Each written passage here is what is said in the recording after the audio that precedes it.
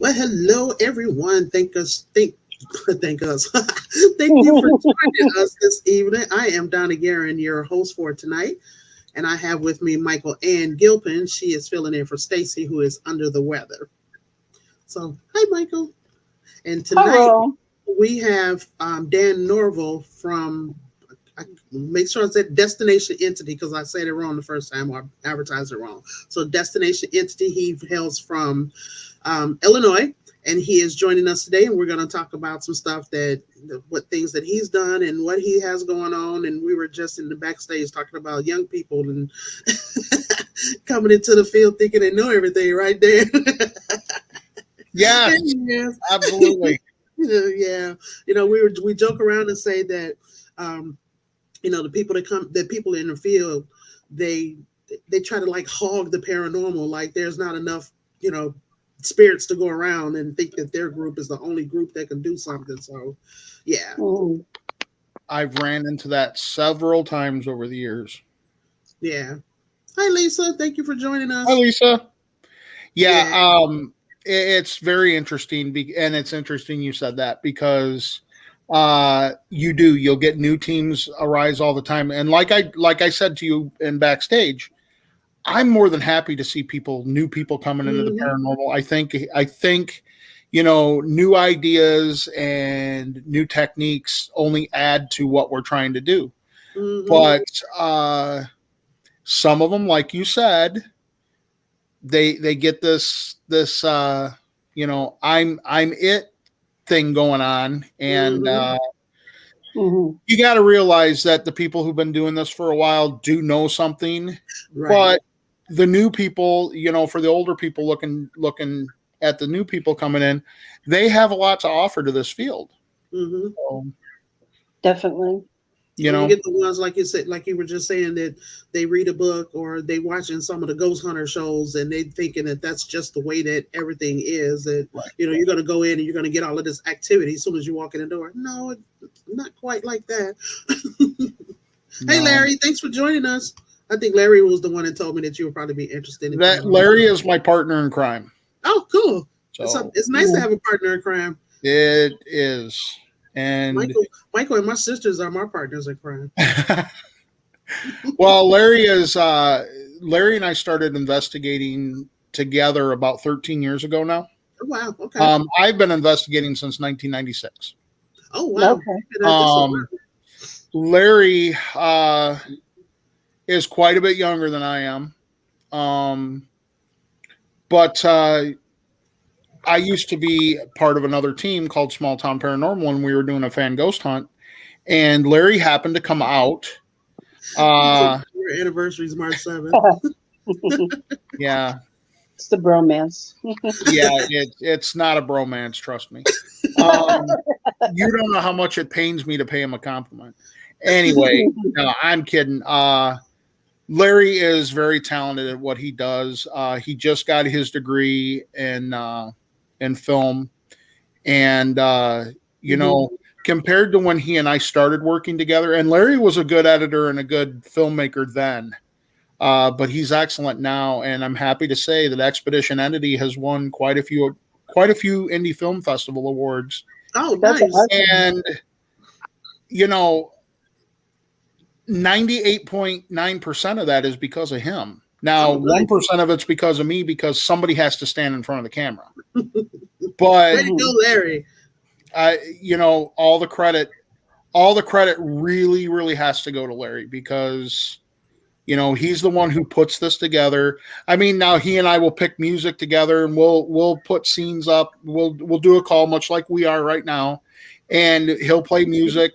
To certain things, like if we're doing a new intro or an outro, and paranormal isn't the only film stuff we do. Larry and I own a Okay.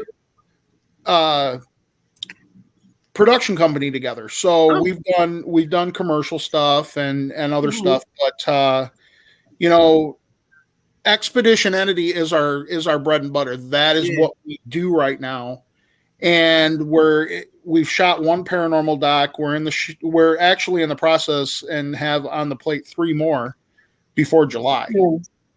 Nice. Oh, nice. Yeah. I have a film degree too, so I know Yeah. what goes into that. And yeah, it's Yeah, Randy. really cool.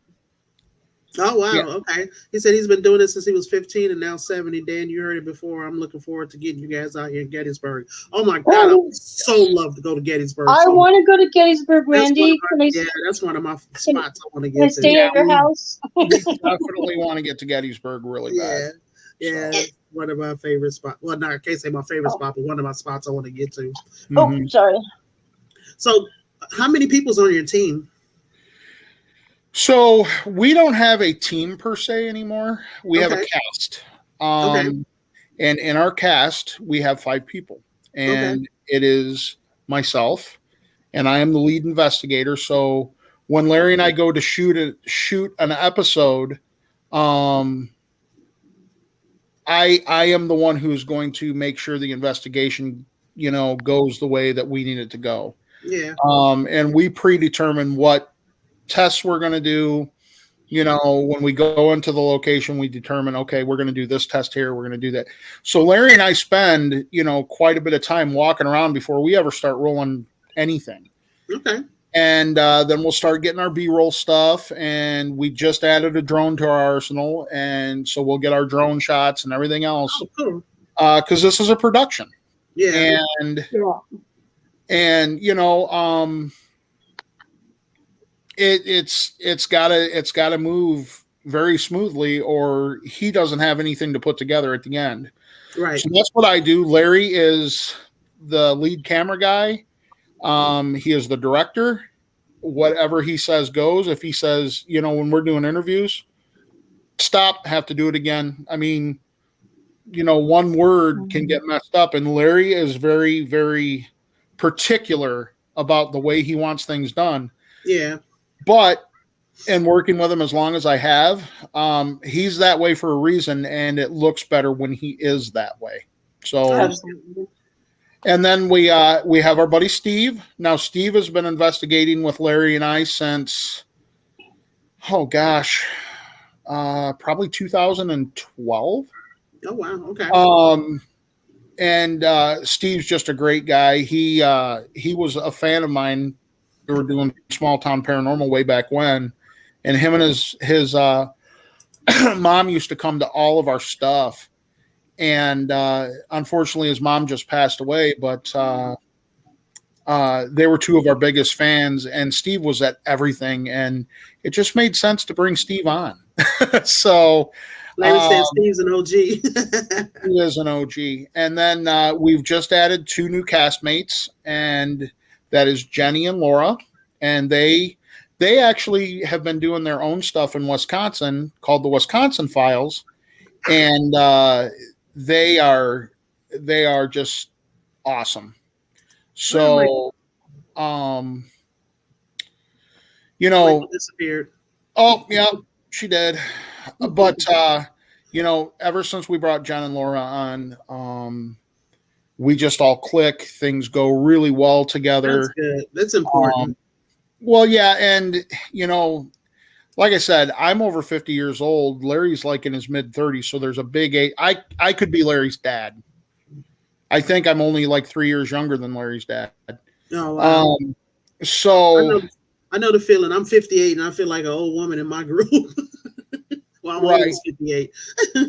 Yeah, so I mean, I'm just approaching 52, and Jen and Laura are more Larry's age. Steve is closer to my age. Okay. But we all work together so well.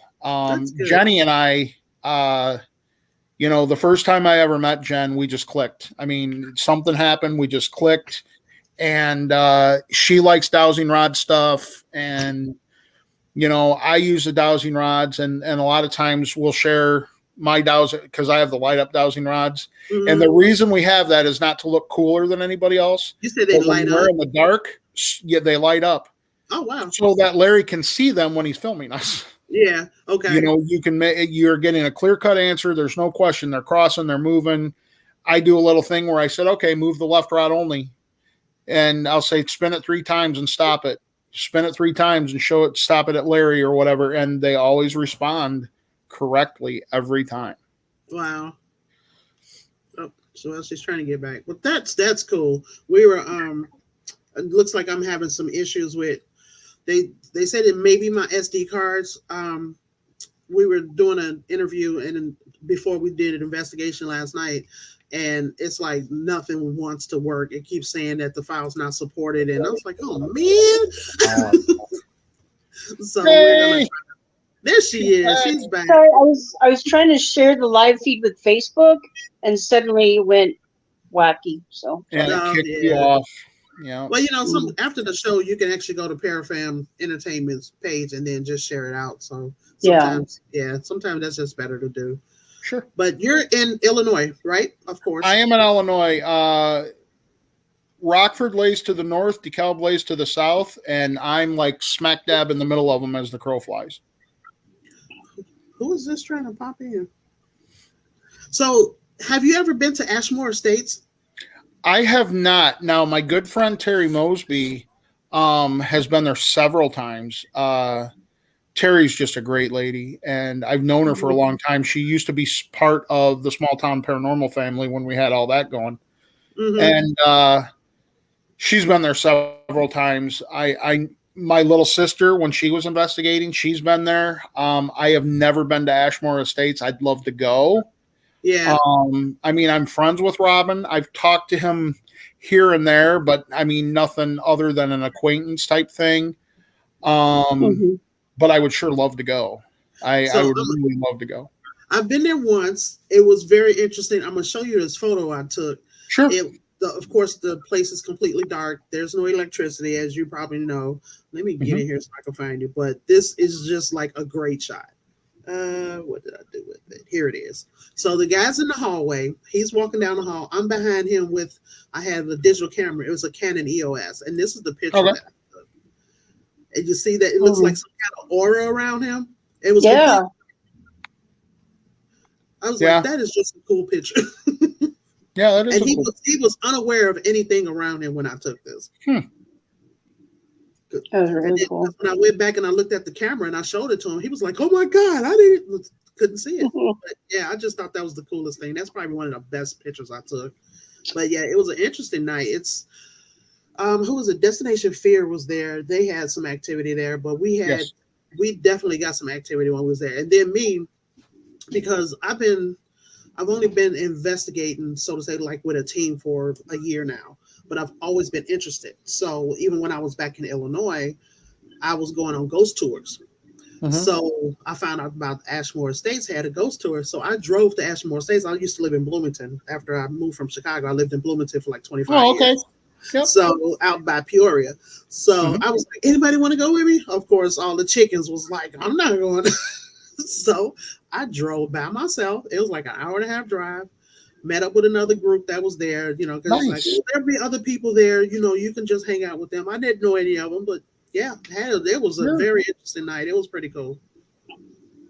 Dan, what got you started into paranormal? Was there a childhood thing that happened that made you want to do all this? Yes. In my little town, we're a typical frontier town.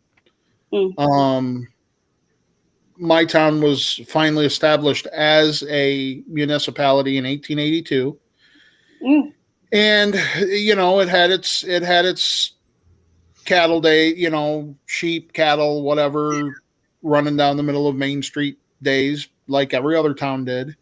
And I was actually walking up to our store, and I was 13 or 14 years old. God, now I can't remember anymore, but I was a teenager, early teenager. Yeah. And I was walking uptown, and I noticed this black figure wearing a drover's coat and a hat.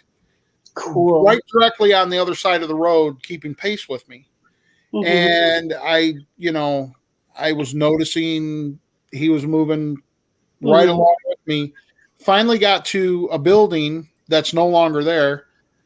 Got to a building, and he turned and walked right through the wall. Oh, wow. Oh, that's cool.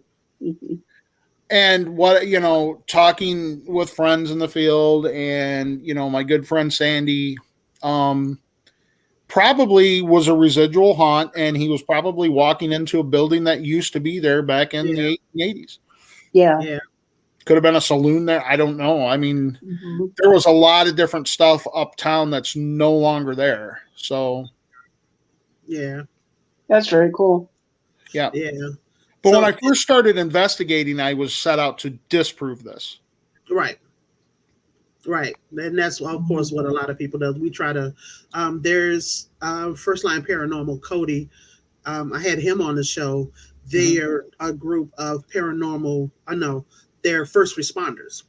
Okay. And they're a bunch of skeptics. So their goal is to debunk everything first. But he said that they have had experiences that they can't explain, maybe like a couple of them, but they, Right. find a way to debunk stuff. But I was like, well, if you're skeptics, what made you want to get in the paranormal field?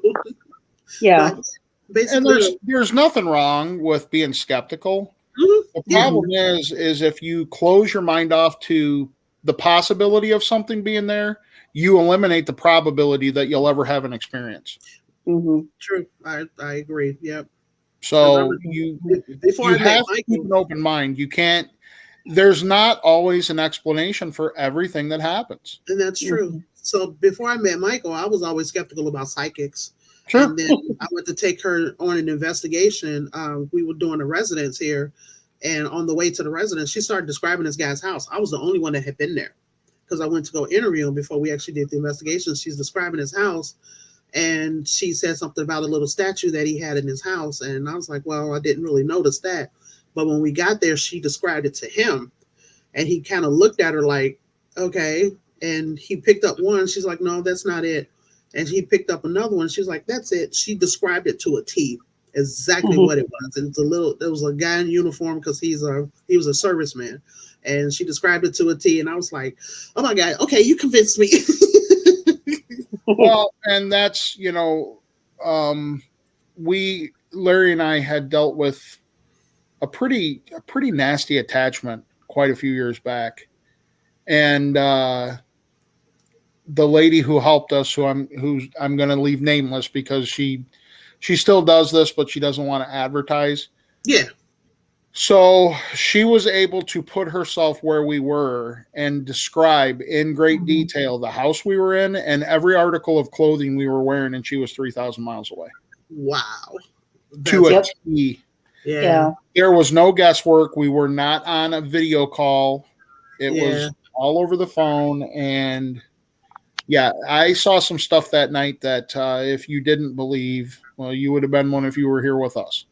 Yeah. That's a talented remote viewer. That's what sometimes I'll help people in Oregon and around the United States with things, and they're like, yeah, it kind of takes them aback at times. So Right. Yeah. It's pretty So, yeah. awesome.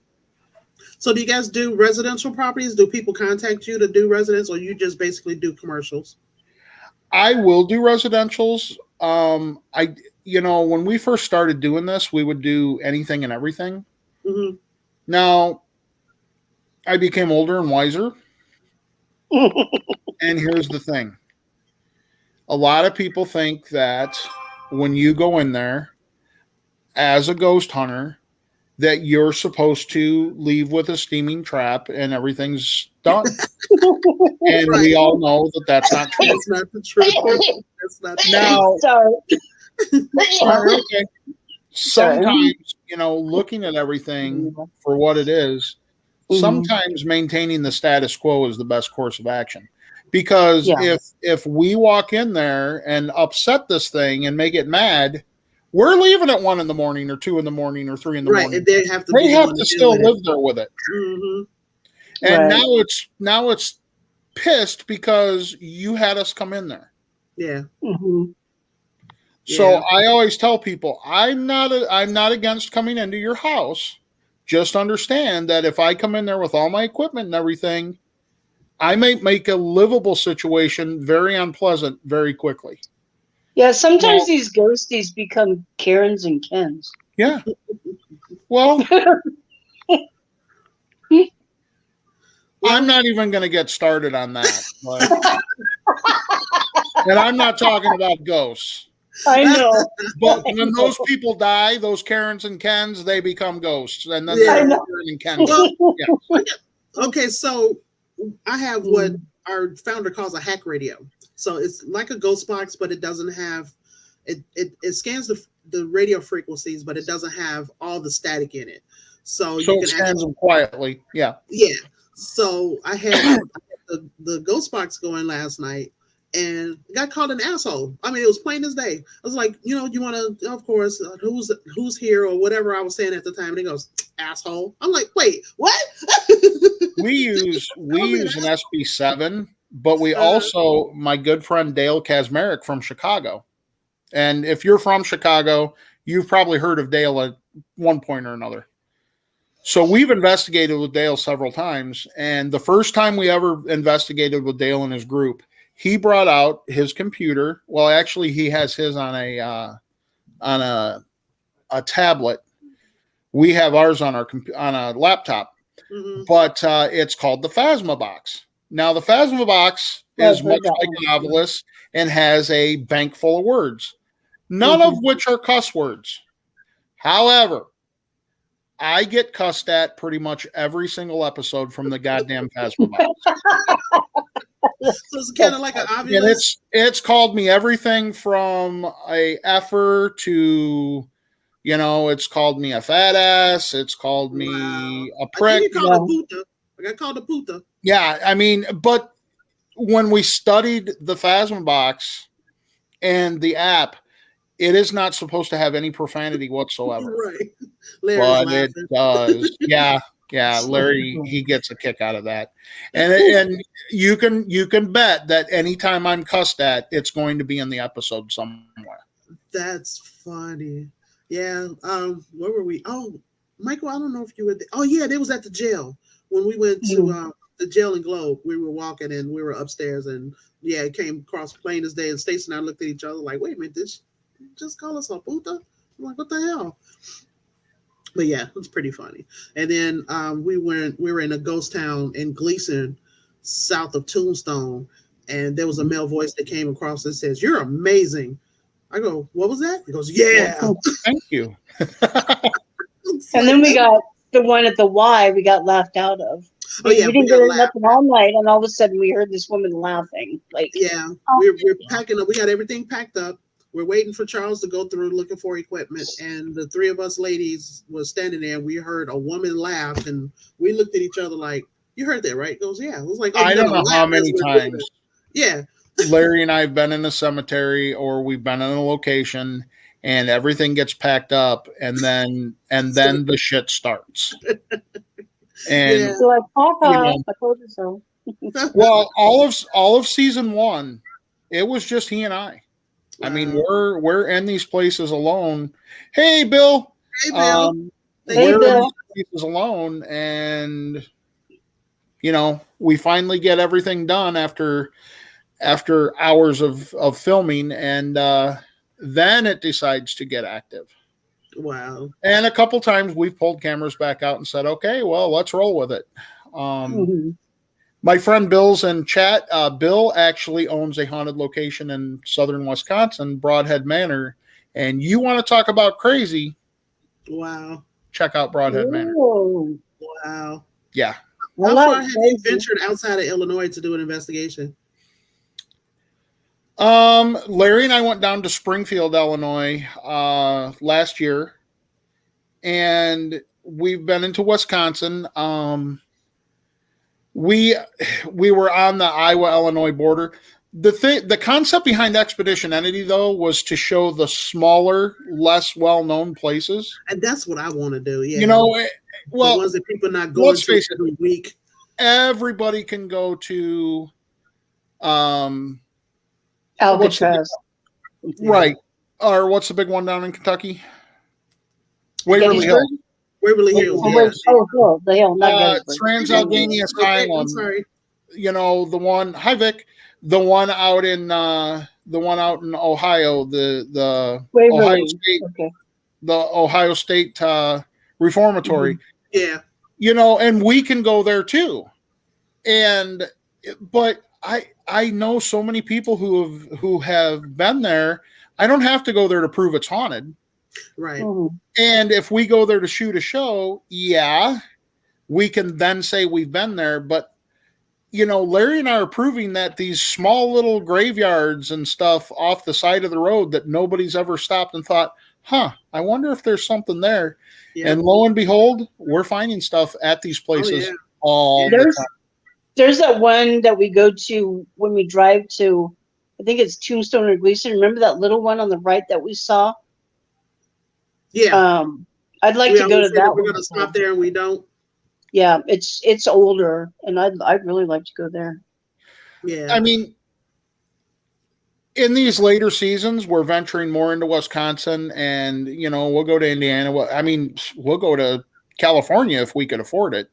Yeah, there's this book that I used to have called Haunted Heartland, and it told stories from Ohio, Indiana, Illinois, Wisconsin, and I used to love that book. And unfortunately, I don't have it anymore. But I would sit up and read that and get the crap scared out of me from all of those stories. I mean, you got to think now. Larry and I, not only have we done ghost stuff, but we're also authors, and our book, which is on Amazon, available now, The Ghost of the Black Hawk War. There is a Black Hawk War battle site 13 miles from my house. Oh, wow. And that was the Black Hawk War of 1832. Now, you're from Chicago, right, Deborah? Right. Yep. So Chicago, when the Black Hawk War happened, wasn't even a city yet. It was Fort Dearborn. The reason that they put Fort where Chicago now is because all the Indian uprising in Illinois, when the pioneers and settlers were coming out to settle Illinois, were being slaughtered, and they wanted to build a military fort there so they could assist, get troops out to assist the pioneers. Oh, wow. Because in 1832, Illinois was the prairie. Illinois was the Great Wild West. Yeah. Yeah. So, have you guys ever been to Birmingham, Alabama? No, I haven't, Vic. I have not, Vic. I'd love to go. I've only been there like a quick stop. It's a beautiful, beautiful city. And my grandma's actually from Calhoun, Alabama, and I've been wanting to go out there and explore the grave sites of my ancestors. I mean, Larry's been to the haunted hotel down in Arkansas, the Crescent. Oh, I've been on the USS Lexington. So cool. Down in Corpus Christi. But we weren't shooting Expedition Entity when neither one of us were at those locations. So, but the thing is, guys, is I don't have to travel real far to get haunted spots. Well, yeah, you're in Illinois, and there's just especially so much in Chicago alone. It just because of the history of it. I mean, gangsters. And we've got 13 episodes out to date right now, and never have we really stepped foot into Chicago or even the suburbs yet. Oh, wow. That's awesome. That's very cool. Is there a location that you got the crap scared out of you and you just absolutely refuse to go back to? I was thinking about that. Now, probably one of the scariest locations we ever did was Manteno State Hospital. Oh, wow. Okay. The Morgan Cottage before they tore it down. That place was haunted as hell. And there was definitely, the Morgan Cottage was where the criminally insane were housed. So if you're criminally insane in life, you're going to still be criminally insane in death. And some of the spirits in there were pretty dark. Wow. My good friend Marcia Mack, her, Larry, and our other good friend Russ were down in the basement, and Marcia got groped really bad. Oh, wow. I mean, and you got to stop and think. They have no concept of right and wrong anyway because they're insane. They're criminally insane. Right. So they have no problems attacking anybody. Yeah.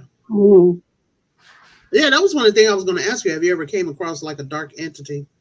Yes. Well, that one that attached to him too. So yes. How did you cleanse that away from you, Larry? Did she do it, or did you go to? Well, she helped us. She helped us, but it was a combination of all of us working together to get it out of here. The thing is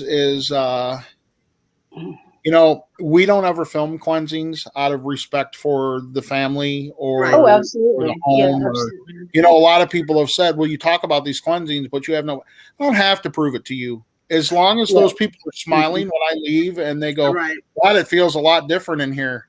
Isn't that what's important? Exactly. I don't have to prove anything to anybody but those people.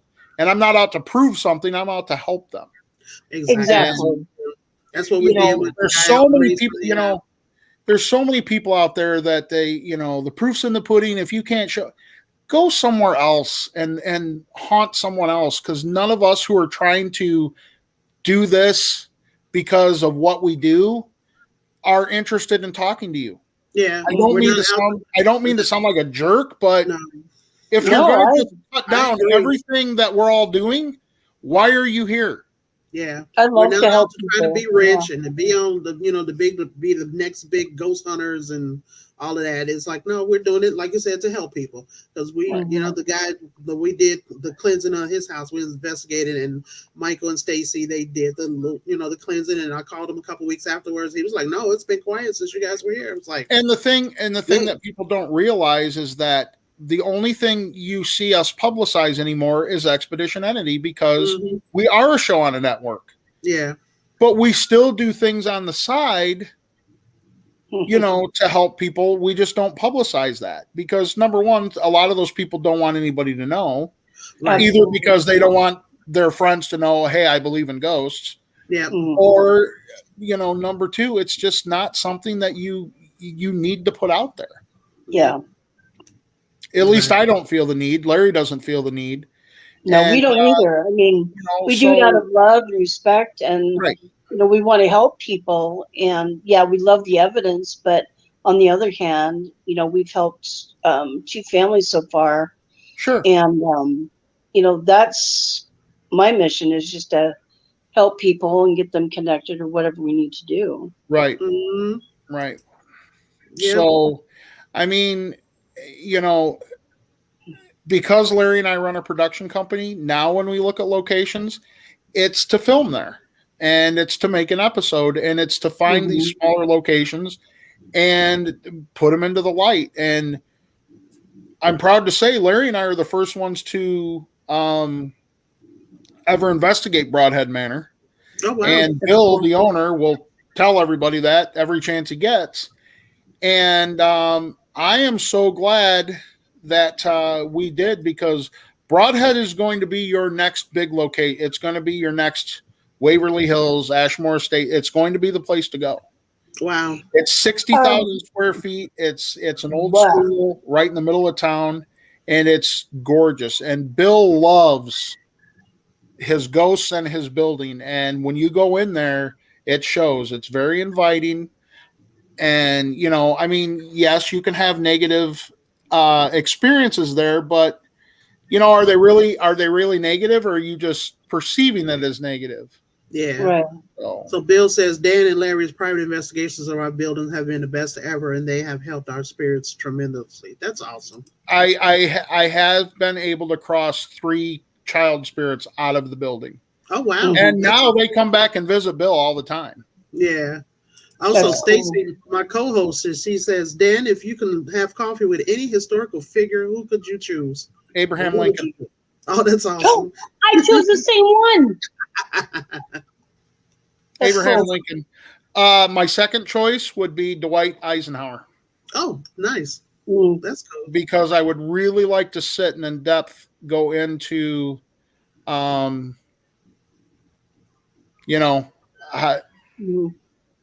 of the involvement in the war that he had. Yeah. Absolutely. Stacey said that she would choose Harriet Tubman. She said because Harriet Tubman there's so many historical people out there that I would love to sit with, but number one, Abraham Lincoln. He's always been my hero. As a matter of fact, my other book that I wrote, which they're all fictional stories, and it's also available on Amazon right now. How many have you written? What's that? How many books have you written? I've written 7 books now altogether. Oh, wow. Okay. And they're all on Amazon? Cool. There's only 2 available on Amazon now, though, because Okay. I pulled the other ones off. Oh, okay. But Afterlife Anthology, it's a anthology of ghost stories, but the ghost is telling the story. Okay. So everything you read is through the eyes of the ghost. You're experiencing everything through the ghost perspective. And the story, my favorite story out of the whole book is called Forgotten Country, and it's about Abraham Lincoln. Oh, cool. And there's a big twist at the end of that story. And yeah, I'm not going to ruin it. If you guys want to know about it, you'll just have to go. I'd love to. Look for it. I've been obsessed with Abe Lincoln and Mark Twain since I was knee high to a grasshopper. I'm not sure why I connected with them, but yeah, they've been my go-to guys since I was a youngin'. I love Springfield, Illinois. I have family down there. I do too. When Larry and I went down last year, my cousin Tara was able to join us, and she grew up in Springfield. So, you know, we were down by the old state capitol. We were downtown. We went out to Camp Butler and did some awesome stuff out there. Got some great stuff. But we went to Lincoln's tomb. We went to the holding vault down behind the tomb. We have videos on our YouTube, you know, that show what we did there. Thanks, but a lot of people get pissy and say, well, why are you guys down being disrespectful? How are you being disrespectful? It's not being disrespectful. It's not like we're down there yelling and saying, hey, come out and talk to it. You know, hey, if you're here, we're here to listen. If you have anything to say that you never got to say, we down in Oak Ridge Cemetery, where President Lincoln is buried, the first governor of Illinois is also buried there, Ninian Edwards. Ninian Edwards was the governor of Illinois just before the Black Hawk War kicked off, and Governor Reynolds took possession of governorship of the state. Yeah. And we asked him, you know, was Black Hawk's grievance, you know, did he have a grievance? And some of the answers he gave us were very interesting. If I believe from the answers we got at Ninian Edwards' grave, if he would have been governor, we probably never would have had a Black Hawk War, which incidentally, after the Black Hawk War came the Trail of Tears as a direct result of the Black Hawk War. Wow. Hey, Larry, put up your website in the chat and I'll put it up on screen for people. Dan, do you guys use the SLS method at all? The SLS camera at all? No. Oh, Michael loves that. Even have one. Yeah. I'm not against the SLS. Dale Kazmarek has an SLS camera, and he caught some of the most amazing footage that I've ever seen. However, the ones that are made with the Kinect, now Dale's camera is not made with the Kinect. There's 2 kinds to my knowledge. I haven't used them enough, so I can't really say a lot about it. But I have been in the room when the ones Dale, you know, when he uses his, it doesn't pick shapes up of the chair and the couch and everything else. Right. That's the only thing. The one with the Kinect does. And I've seen it. I've seen the difference between both of them. And Dale's camera doesn't do that. The Kinect one does. And how can you really say that, you know, you're interacting with a spirit when it might just be the chair in the room? Yeah, or if you're outside. I'm not saying it's not because I'm not there, but I'm not saying it is either. So for me, like I said, Larry and I are co-owners of a production company. When we buy equipment, we're buying cameras so that we can see what's going on better versus, you know, another gadget that may or may not show a ghost there. Yeah. Do you use nighttime vision? Shadow figure any day than an SLS figure. Yeah. Do you use nighttime vision a lot? You mean IR? IR, yeah, IR. Yes. Yeah. Oh, yeah. Yeah, we have several IR cameras. Stacy said ours picked up a pole one time. Good point, Dan. Actually, we were outside when I first started investigating with our founder and our administration person. We're outside, and the camera was actually mapping bushes and trees. And that's my point. Yeah. You know? Oh, Bye, Lisa. bye, Yeah. Bye, Lisa. Lisa. So yeah, I mean, you know, if I just had, you know, thousands of dollars to throw into equipment, I would say, to be honest, I would probably have an SLS. But if I have to pay, and now everything's going up as well, you all Oh know. yeah. Oh You know, yeah. you could get them for $400 or $500. Now they're up to like $800. Oh wow. If I'm going to Probably spend use $800, eggs. if I'm going to spend $500 to $800, I'm either buying another FLIR thermal first, or there's plenty of stuff Larry and I can buy to enhance our productions. Oh, Yeah. absolutely. Yeah. So that's where that money would go. Give me an idea of a good, because it looks like I'm going to have to invest in a good video camera. Do you have any suggestions of a good video camera to get? We've shot with Sony AX33s for years, which is 4K. Yeah, those are good ones. Larry, now I want you to both understand, Larry is the one who you should really be talking to about this. So I'm going to do my best. And All I'm right, sure Larry. he's going to start chiming in left and right. What's We up, just got- Dedrick? Sorry. Hey, how you doing? That's Dedrick Hilton.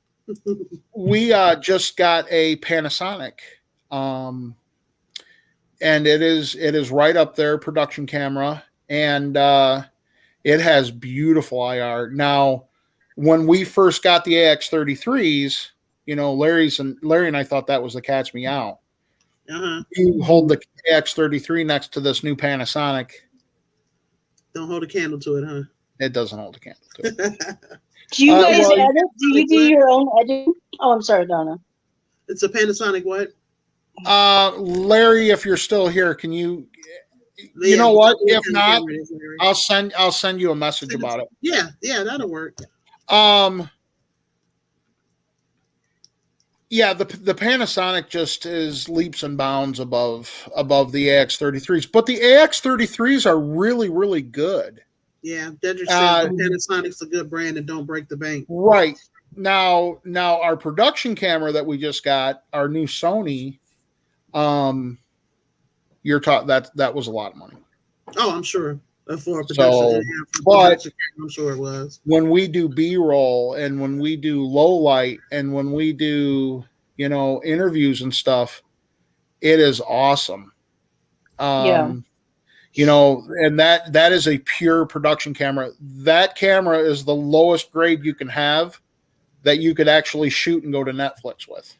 Oh wow, that's awesome. So I'm not gonna you know talk about what we spend here, but let's just say that camera was one big investment, but it was definitely worth it because of where we're trying to go with documentaries and everything. You know, because documentaries, you're not shooting a lot of them in IR, and if it's an investigative documentary, you know, you'll use the IR for those parts. But everything else is going to be shot in white light. And actually, more and more people are shooting in white light now. And it needs to look good if you're going to do that. Yeah. And see, I don't know if I should tell. I'm the team manager for McInville for Arizona.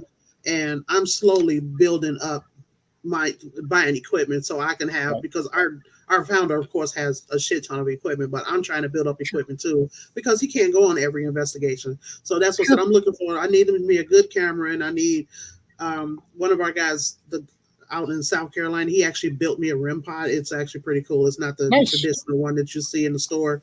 It's you know, probably about that big. It's got this giant antenna on it, and you have to be like right up on it, but it's pretty cool.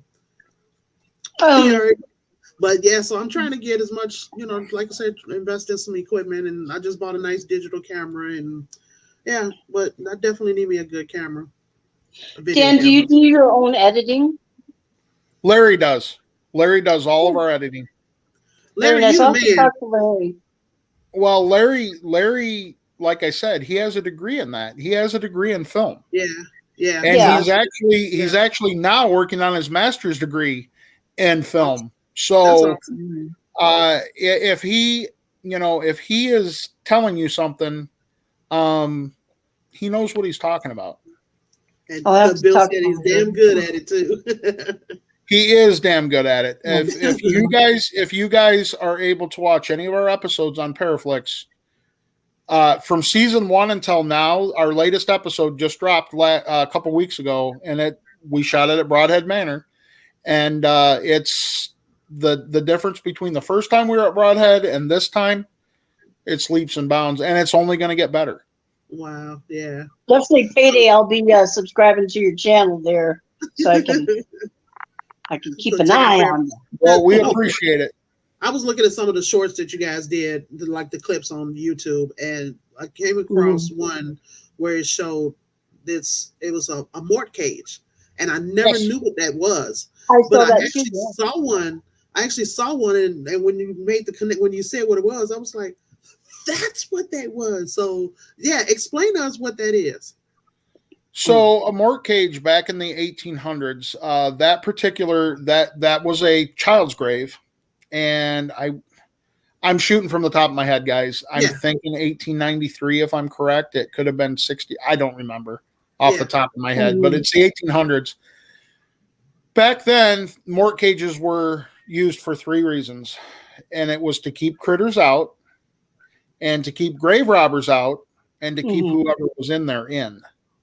So that's what got me. I was like, oh my God. Well, people believed in vampirism back then, big time. That's why the bells. And that was one of the reasons they put a mort. Now, I don't know how true that is or not, but it was definitely used to keep grave robbers out, because grave robbing was a big thing in the 1800s. Okay. And you could go and rob a grave and take a body and sell it to, a medical school or a doctor. Now, they would never buy it on the record, of course, but they had to learn somehow. And the best way to learn is to, work on a human body. Wow. And it made them better doctors. However, it was terrible, but a necessary evil, unfortunately. Yeah. And then to keep critters out of their graves, Dan and Larry are hands down the best, most professional people I've ever dealt with in a paranormal work. Aren't you cool? But he's biased. But Bill, you just met Donna and I, so there you go. Yeah, so now you got a couple more people. But we were at this Bill cemetery. is biased. I think it was a cemetery I think it was Buckeye we went to, and I saw a mort cage, and I didn't know. I think it was in Buckeye, and I had no idea what it was. I was like, "What the hell? They're trying to keep somebody in?" But yeah, that's one of the reasons. That's so cool. Yeah. It was more so for the other reasons, but Stacy, what's one lesson as a paranormal investigator that you think other investigators should learn at some point? Not to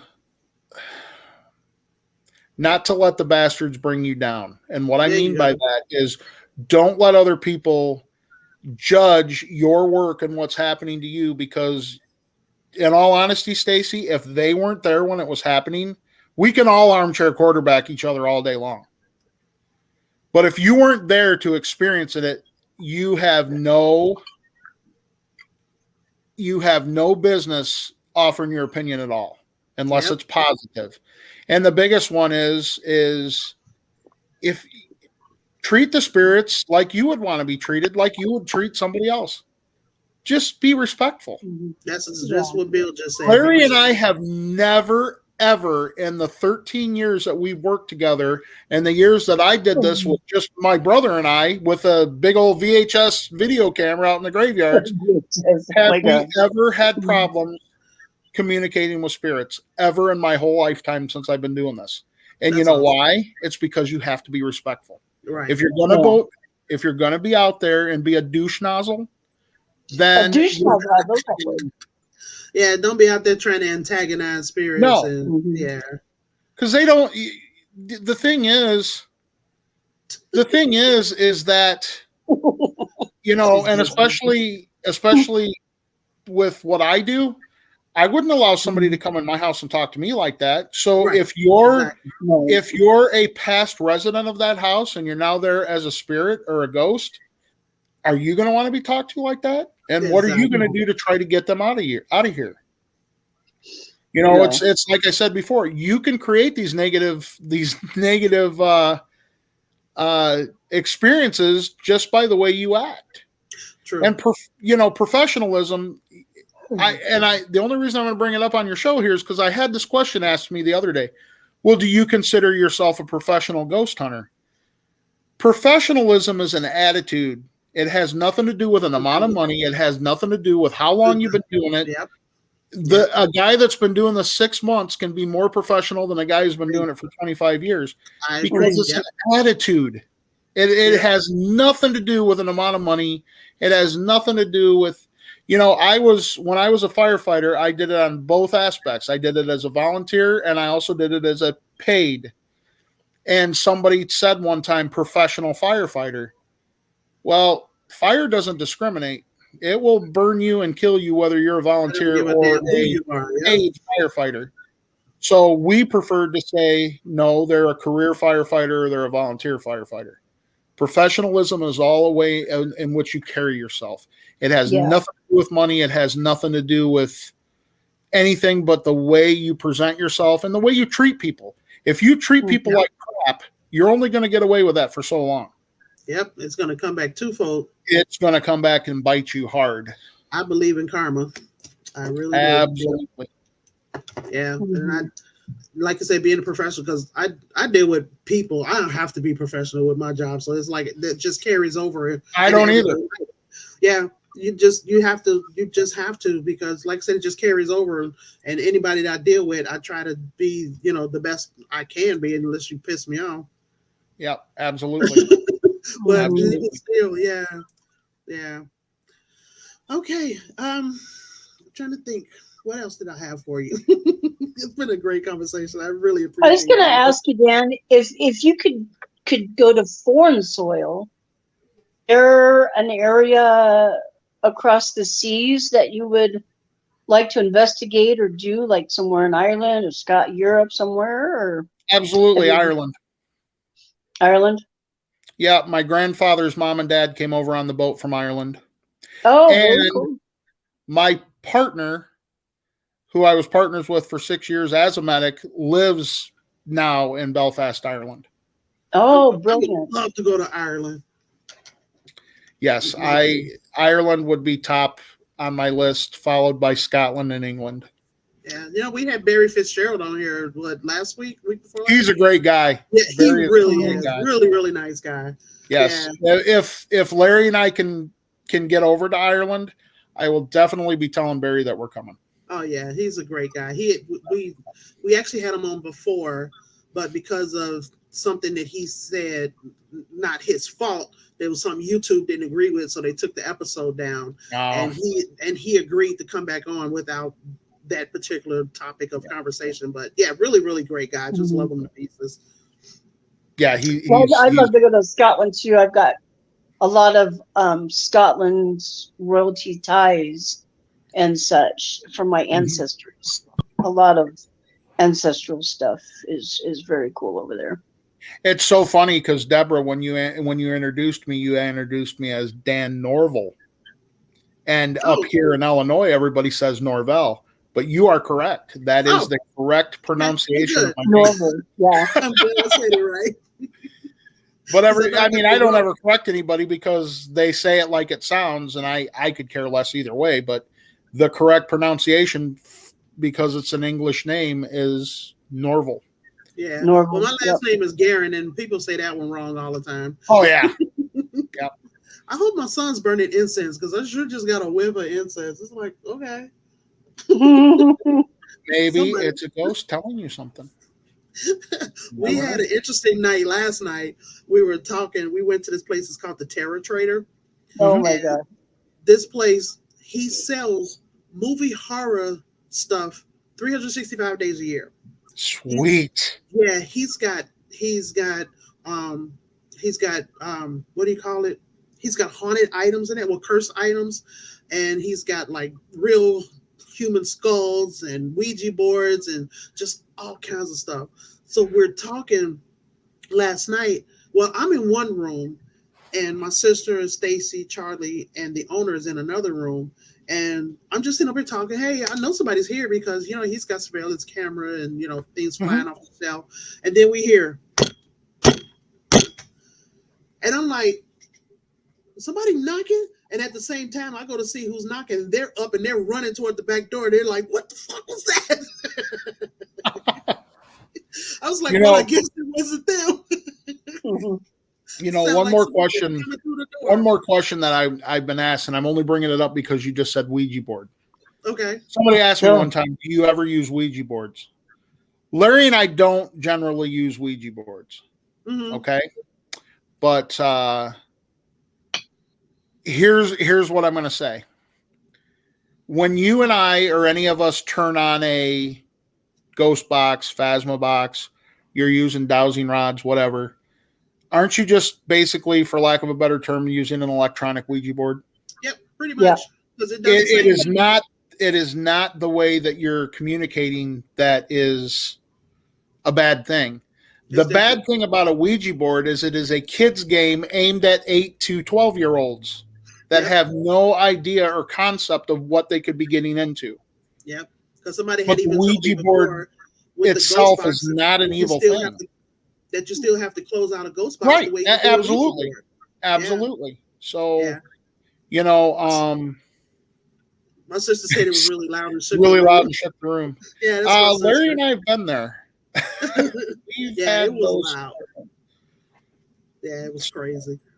But I was telling her, I was like, but that's not the only. Well, it happened again after that. It was 2 loud knocks, and we were all in the same room then.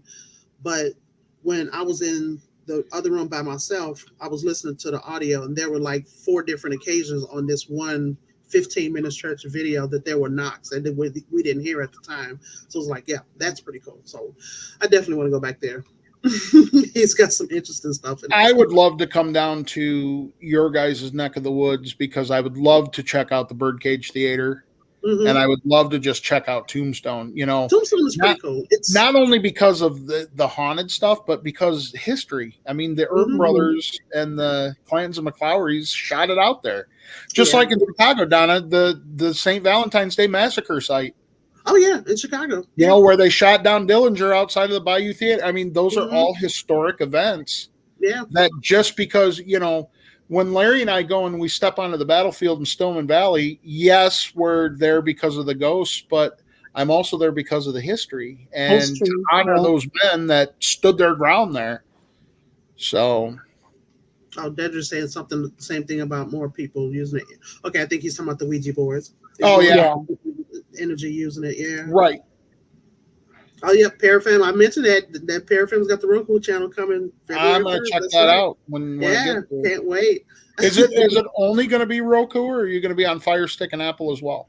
Just to start, it's just Roku, and then like my show is going to stay on social media because we're not going to do the podcast, so to say, on the Roku. We're going to do investigations and like the talk show kind of thing. So yeah, I'm looking forward to that. That's what we're trying to do, as many recorded, many better inspections.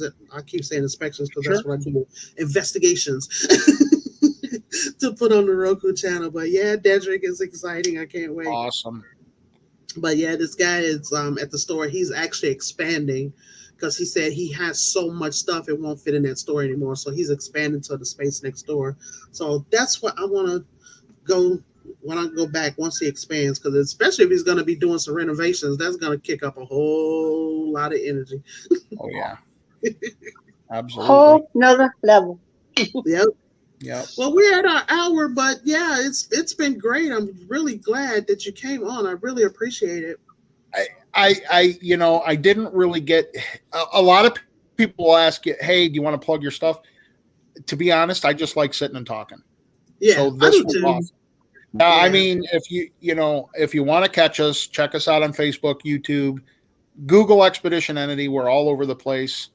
And if you send me a friend request, message me so I know where you're from, because I don't usually take on friends, especially if I don't have a lot in common, because I don't know who I'm talking to, so. Exactly. So Dedrick, he has a lot of books there. One in particular was, I don't know if it's like a photo album, but it wasn't anything in it. But he said he didn't know the story behind it. But the funny part about it is it was kicking off. It made the K2 meter go crazy. So it was really weird. So I don't know what the story was with this book. That'd be pretty cool. Tree from Chicago. Well, hey, thank you for coming. You came Chicago, you're not far from me. Yeah. That's my hometown. Yeah.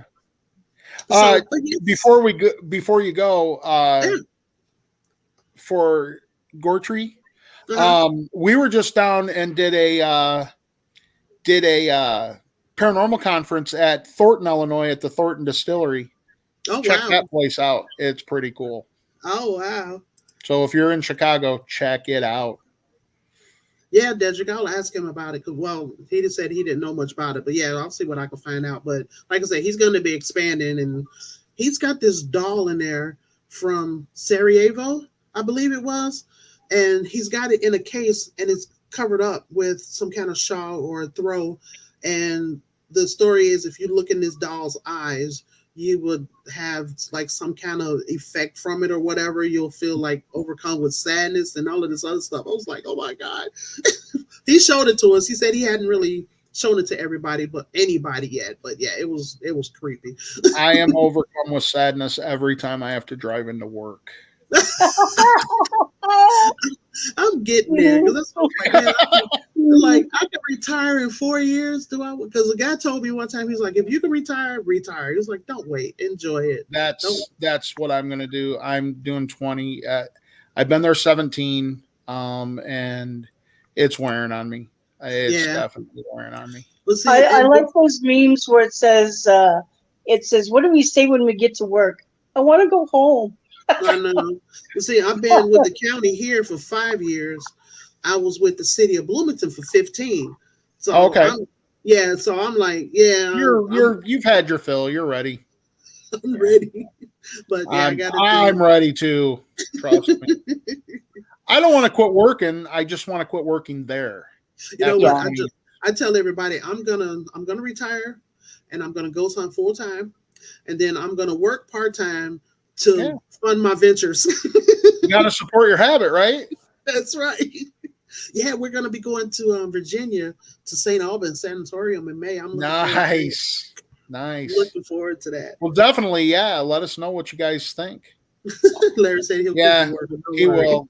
Well, and that's the thing is we started this production company because that's what we want to do. We want to make films. We want to make paranormal films, but we also want to we'd eventually like to make films of the stories I've written. So yeah, that'd be cool. Yeah. That'd be cool.